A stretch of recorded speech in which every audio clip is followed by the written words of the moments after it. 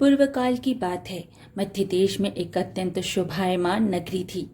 उस नगरी में एक मीरा नाम की स्त्री अपने पति और सास ससुर के साथ निवास करती थी।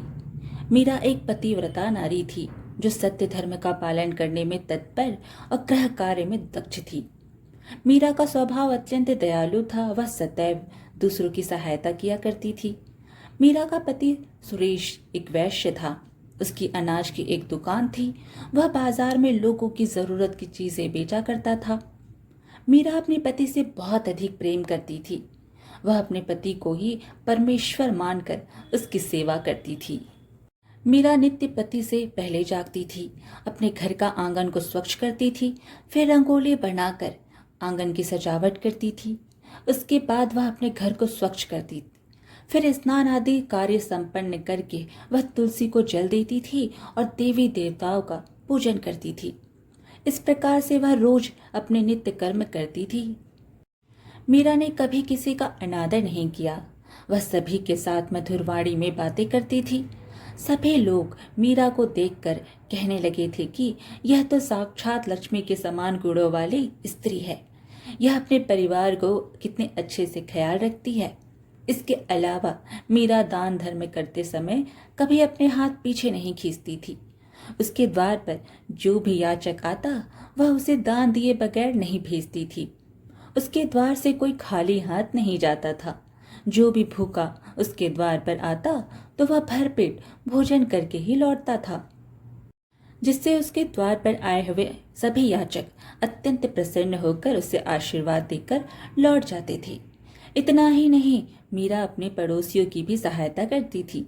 उसके पड़ोस में जो भी गरीब और दुखी लोग रहते थे उन्हें भी वह नित्य भोजन दिया करती थी। पड़ोसियों को जो जो चीजें लगती मीरा बिना विचार किए ही दे दिया करती थी, जिस कारण से मीरा के पड़ोसी भी उसका बहुत अधिक सम्मान करते थे। वे कहते थे, यह मीरा तो साक्षात देवी है।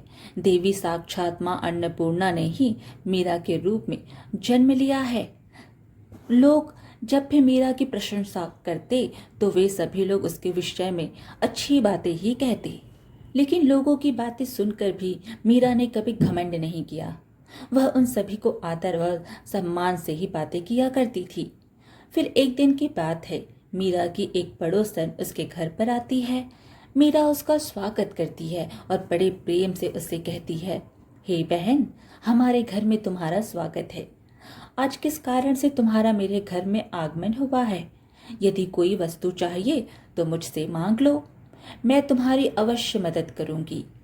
मीरा की पड़ोसन कहती है, मीरा बहन, आज मेरे घर में बहुत से रिश्तेदार आए हैं।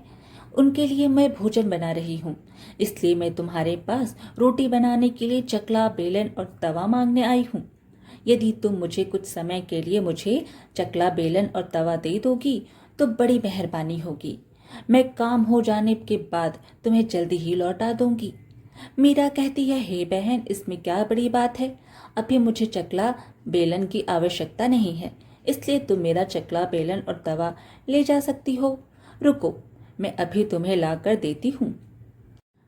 और फिर मीरा रसोई घर में जाती है और रसोई घर से चकला, बेलन और तवा लाकर उस पड़ोसन को देती है। तब पड़ोसन कहती है, हे बहन, तुम्हारा बहुत बहुत धन्यवाद। आज तुमने मेरा काम सफल कर दिया। फिर वह पड़ोसन मीरा का चकला, बेलन और तवा लेकर चली जाती है। कुछ समय बाद अन्य एक स्त्री मीरा के घर पर आती है। मीरा उसका भी प्रेम से स्वागत करती है और पूछती है, पधारो बहन, आज तुम्हें मुझसे क्या काम है? संकोच ना करो और बताओ तुम्हें मुझसे क्या चाहिए। मैं तुम्हारी मदद जरूर करूंगी। तब वह स्त्री कहती है, हे बहन, मेरे घर में बहुत गंदगी हो गई है और मेरे घर को साफ करने के लिए मेरे पास कुछ भी नहीं है, इसलिए मैं तुम्हारे पास झाड़ू मांगने के लिए आई हूँ। यदि तुम्हें कोई समस्या ना हो तो कृपया करके मुझे अपने घर की झाड़ू दे दो। मैं अपना घर साफ करके तुम्हें झाड़ू लौटा दूंगी। मीरा बिना विचार किए ही कहती है, हे बहन, बस झाड़ू ही तो है, इसमें क्या समस्या हो सकती है? तुम रुको, अभी मैं तुम्हें झाड़ू लाकर देती हूँ। इतना कहकर मीरा घर के अंदर जाती है और झाड़ू लेकर आती है और उस स्त्री को दे देती है। वह स्त्री मीरा के घर की झाड़ू लेकर चली जाती है। फिर कुछ देर बाद अन्य एक स्त्री मीरा के घर पर आती है। मीरा उसका भी बड़े प्रेम से स्वागत करती है। मीरा कहती है, पधारो बहन, क्या बात है, आज मेरे घर पर किस कारण से आना हुआ? तुम्हें जो कुछ भी चाहिए निसंकोच होकर कहो, मैं तुम्हारी सहायता करने का प्रयास अवश्य करूंगी। तब वह स्त्री कहती है, हे मीरा बहन, तुम बड़ी दयालु हो। मैंने तुम्हारे बारे में बहुत सुना है और तुम सभी की मदद करती हो, इसलिए मैं तुम्हारे पास एक छोटी सी मदद मांगने के लिए आई हूँ। मीरा कहती है, हे बहन, संकोच ना करो, तुम्हें जो कुछ भी चाहिए मांग लो। यदि मेरे बस में होगा तो मैं मना नहीं करूंगी, मैं तुम्हारी सहायता अवश्य करूंगी। तब वह स्त्री कहती है, हे मीरा बहन, आज मेरी बेटी को देखने के लिए लड़के वाले आ रहे हैं, इसलिए मैं चिंता में हूँ। मेरे पास पहनने के लिए एक भी गहना नहीं है, तो मैं अपनी बेटी को क्या दूं? उसके पास पहनने के लिए अच्छे वस्त्र भी नहीं है, इसलिए कृपया करके मुझे आप थोड़े गहने और वस्त्र दे दीजिए। केवल एक दिन के लिए, जब लड़के वाले देख कर चले जाएंगे तो मैं तुम्हारे गहने लौटा दूंगी। उस पड़ोसन की बात सुनकर मीरा कहती है, बस इतनी सी बात? हे बहन, तुम चिंता मत करो, तुम्हारी पुत्री मेरी छोटी बहन की जैसी है, उसकी सहायता मैं अवश्य करूंगी। मैं अभी तुम्हें मेरे गहने और साड़ी देती हूँ, जिसे पहनकर तुम्हारी पुत्री राजकुमारी लगेगी। फिर मीरा अंदर जाती है, गहने और साड़ी लेकर आती है और उस पड़ोसन को दे देती है। वह पड़ोसन प्रसन्न होकर मीरा के गहने और साड़ी लेकर चली जाती है। फिर शाम हो जाती है और एक अन्य पड़ोसन मीरा के घर पर आती है। मीरा उसका भी बड़े प्रेम से स्वागत करती है और कहती है, पधारो बहन, आज किस कारण से मेरे घर पर आना हुआ? बताओ, मैं तुम्हारी किस प्रकार से सहायता कर सकती हूँ? तुम्हें जो कुछ भी चाहिए निसंकोच होकर कहो, मैं तुम्हारी मदद जरूर करूंगी। वह पड़ोसन कहती है, हे मीरा बहन, तुम बड़ी दयालु हो और तुम सभी की मदद करती हो, इसलिए मैं तुम्हारे पास आई हूँ।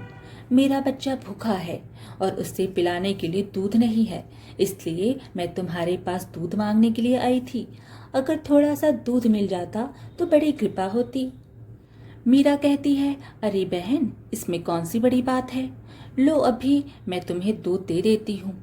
मीरा रसोई घर में जाती है और थोड़ा सा दूध लेकर आती है और उस पड़ोसन को दे देती है। वह पड़ोसन प्रसन्नता से उस दूध को लेकर चली जाती है। इस प्रकार से मीरा अपने सभी पड़ोसियों की मदद कर देती है और प्रसन्न होकर घर का काम करने लग जाती है। फिर रात होते ही उसका पति घर पर लौट आता है।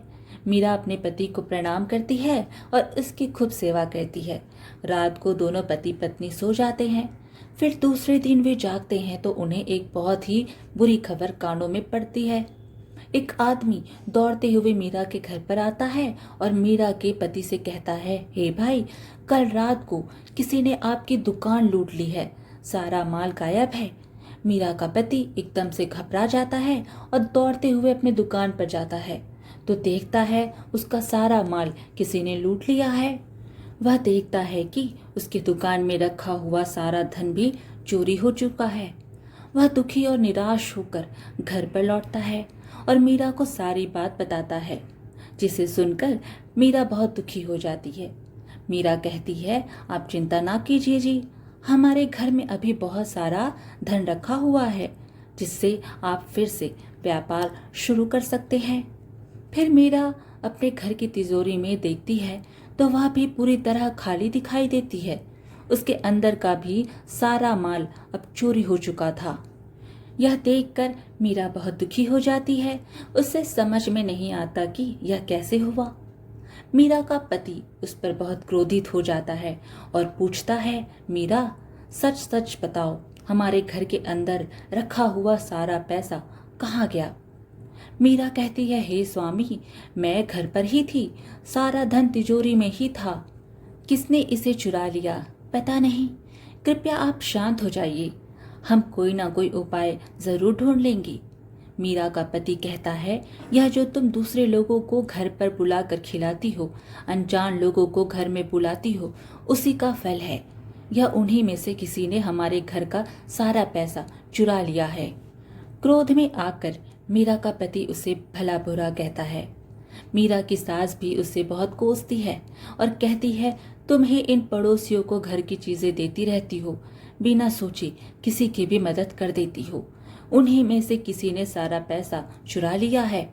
घर के सभी लोग मीरा को भला बुरा कहने लगते हैं। फिर मीरा अपने पति को दिलासा देते हुए कहती है, हे स्वामी, मैंने मेरे कुछ गहने हमारे पड़ोसन को दिए हैं, मैं उसके पास से गहने लेकर वापस आती हूँ। फिर मीरा उस गरीब पड़ोसन के घर पर जाती है तो देखती है उसके घर पर कोई नहीं होता है।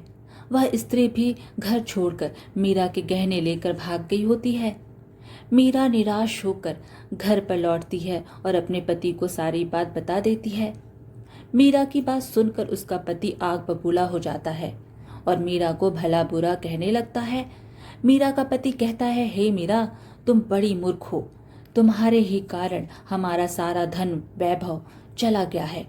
तुम्हारे दान देने की आदत के कारण ही हमारे ऊपर यह मुसीबत आन पड़ी है।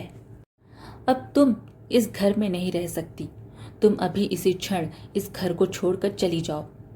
मीरा कहती है, हे स्वामी, आपके सिवा मेरा इस दुनिया में कोई नहीं है, मैं आपको छोड़कर कहाँ जाऊं। मीरा का पति कहता है, तुम कहीं पर भी जाओ, लेकिन अब इस घर में तुम नहीं रह सकती। तुम्हारे ही कारण मेरा सब कुछ बर्बाद हो गया है। तुम इस घर में रहोगी तो बचा कुचा सब नष्ट हो जाएगा। मीरा अपने पति को हाथ जोड़कर विनती करने लगती है, हे स्वामी, ऐसा ना कहिए, मैंने कोई अपराध नहीं किया है। आपके बगैर मैं जीवित नहीं रह सकती। मुझ दासी को आप घर से मत निकालिए। लेकिन मीरा का पति उसकी एक नहीं सुनता है और उसे अपने घर से धक्के मार कर निकाल देता है और कहता है, अब तुम इस घर से चली जाओ और लौट कर मत आना। चाहे तो किसी नदी में कूदकर अपनी जान दे दो, लेकिन अब तुम इस घर में मेरे साथ नहीं रह सकती। फिर मीरा दुखी होकर रोते हुए अपने पति के घर को छोड़कर चली जाती है।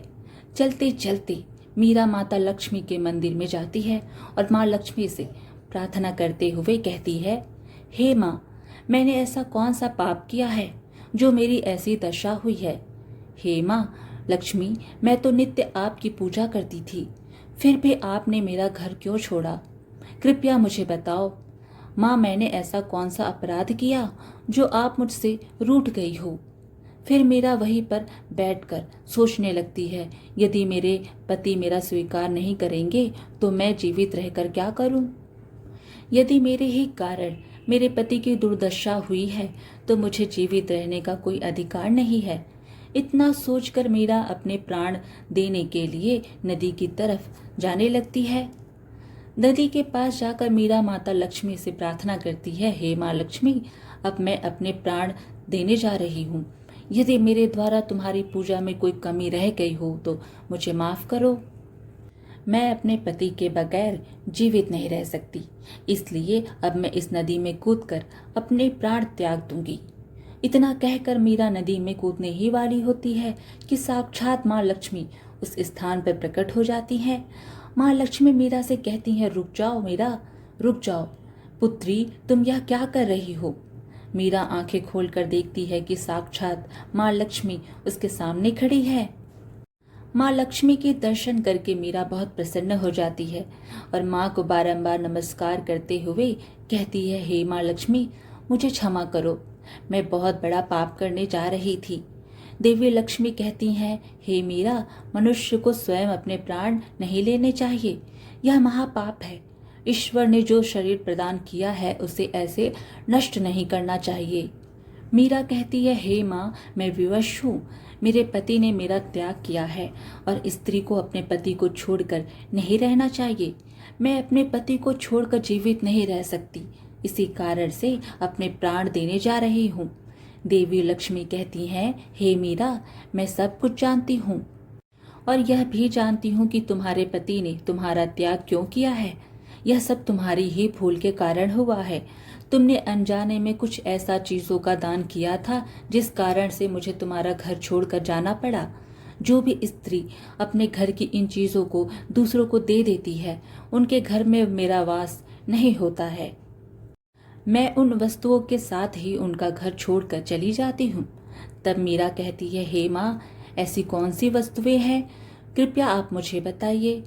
मैंने कौन सी वस्तुओं का दान किया जिस कारण से आपने मेरे घर का त्याग किया है?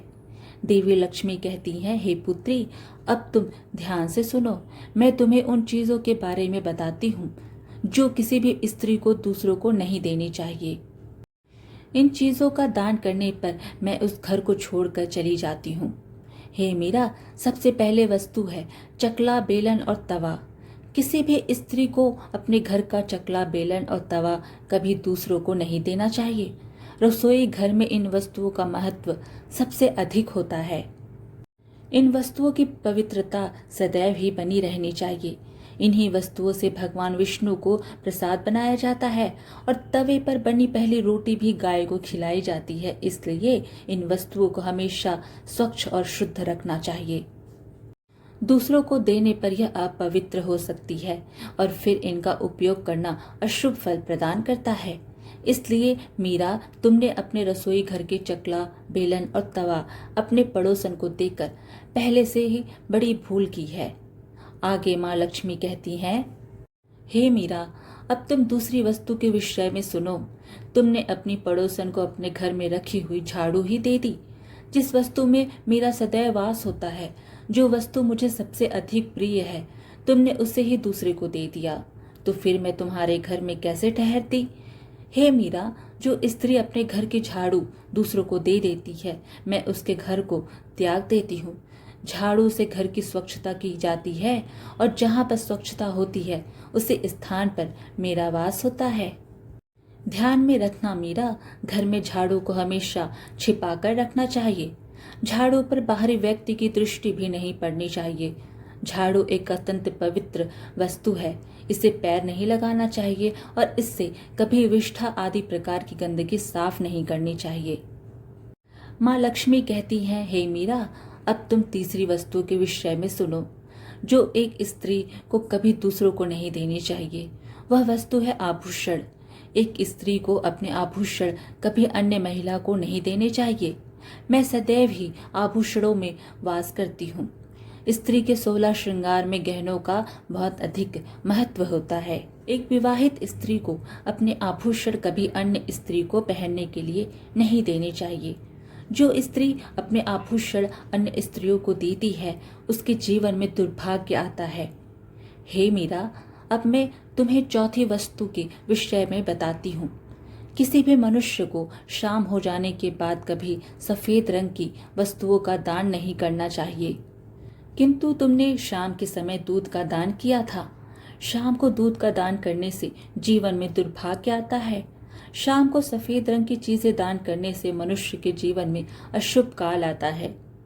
माँ लक्ष्मी कहती हैं, हे मीरा, अब मैंने तुम्हें उन सभी वस्तुओं के बारे में बता दिया है जिनका कभी दान नहीं करना चाहिए। यह वस्तुएं कभी दूसरों को उधार में अथवा उपयोग के लिए नहीं देनी चाहिए। मीरा कहती है, हे माँ लक्ष्मी, मुझसे बहुत बड़ी भूल हो गई है। मैं इन बातों से अनजान थी। कृपया मुझे क्षमा करो और अब मुझे प्रायश्चित करने का उपाय बताओ। देवी लक्ष्मी कहती हैं, हे मीरा, तुमने प्रायश्चित पहले ही कर लिया है, इसलिए अब तुम अपने घर पर लौट जाओ। मैं तुम्हें तुम्हारा संपूर्ण वैभव और धन संपत्ति लौटा देती हूँ। इतना कहकर माँ लक्ष्मी उस स्थान से अंतर्ध्यान हो जाती हैं। फिर मीरा भी माँ लक्ष्मी को धन्यवाद करती है और उस स्थान से घर की तरफ जाने लगती है। तभी उसका पति ढूंढते हुए उसी की तरफ आ रहा होता है। वह मीरा के पास आकर उससे क्षमा मांगता है और कहता है, हे मीरा, मुझे माफ करो। मैंने तुम्हें बहुत भला बुरा कहा था। तुम तो साक्षात देवी के समान हो। माँ लक्ष्मी की कृपा से हमें सारा धन वैभव वापस मिल गया है। जिन लोगों ने हमारा धन लूटा था, उन सभी ने हमारा धन हमें लौटा दिया और तुम्हारा नाम लेते हुए क्षमा मांग रही है। यह सुनकर मीरा बहुत प्रसन्न होती है और अपने पति के साथ घर पर लौट जाती है। माँ लक्ष्मी की कृपा से मीरा के घर में फिर से सुख समृद्धि आती है और उसके बाद से मीरा ने अपने घर की यह 4 चीजें कभी दूसरों को नहीं दी। आज की कहानी यहीं समाप्त हुई। वीडियो पसंद आए तो लाइक शेयर ज़रूर कीजिए और ऐसे ही अच्छी अच्छी कहानियाँ सुनने के लिए हमारे चैनल को सब्सक्राइब कर लीजिए। धन्यवाद।